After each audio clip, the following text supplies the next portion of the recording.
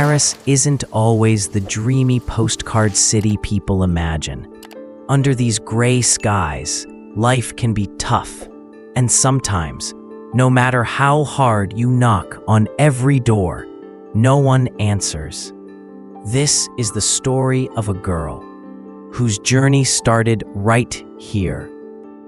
Amy, a 20-year-old art student from a working-class family in Paris. Not rich, not privileged, just a normal girl with a heart quietly searching for a chance to be seen. She sent her work to several Paris galleries, but all she received were cold replies. One said, "Your work is too raw."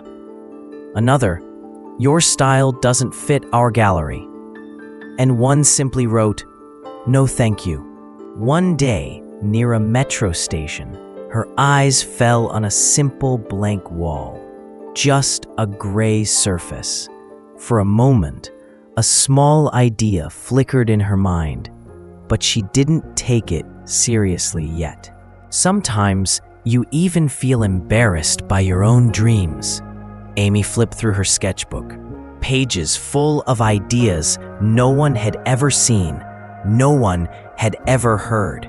So many visions, trapped only on paper, and that hurt the most. That night, she sat alone, scrolling through the emails again. Every message felt like one more blow. Another no added to the pile. At dinner, she couldn't hide her family's worries. They told her, "Art is beautiful, but what about your future?" And Amy had no clear answer. When she checked the emails again, it felt like all the disappointment in the world fell onto her heart. She took a deep breath, but somehow the air wasn't enough. In the end, she closed her laptop, not out of anger, just exhaustion. No one had ever told her, "It's good, keep going." She stood up and walked out of her room. Sometimes you just need to escape your own thoughts, even for a moment. The next morning, while waiting for the metro, that same blank wall felt like it was calling her. She stepped closer, touched its cold surface, and the idea grew a little stronger.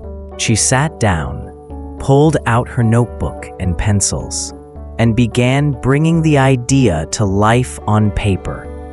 Right there, between the noise of the trains and the rush of people, something inside her lit up. She whispered to herself, "What if I actually do it? And what if they erase it tomorrow?" Fear and excitement mixed together. She still didn't have an answer. The next morning, she quietly gathered her tools, spray cans, gloves, her sketchbook. Something in her heart told her it was time to try. She slipped the cans into her bag, walked up the metro stairs, and headed toward that wall.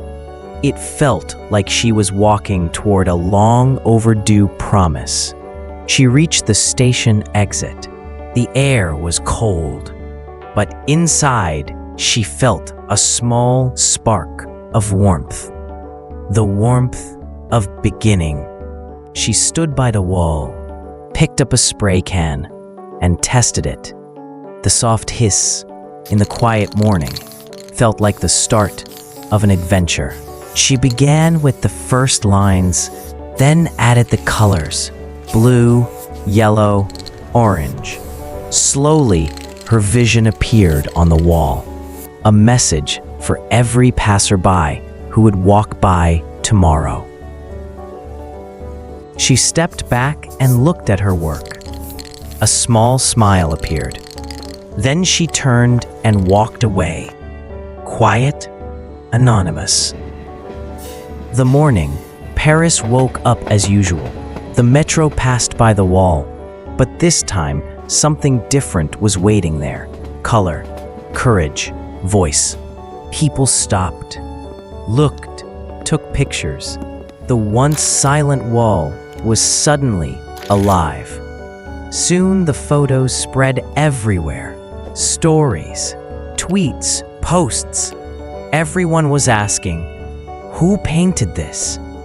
Amy watched from a distance, seeing strangers gather around her wall, talking, smiling, and for a tired heart, it felt like a miracle.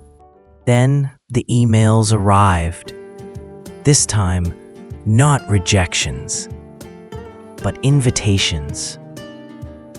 From galleries and even the mayor.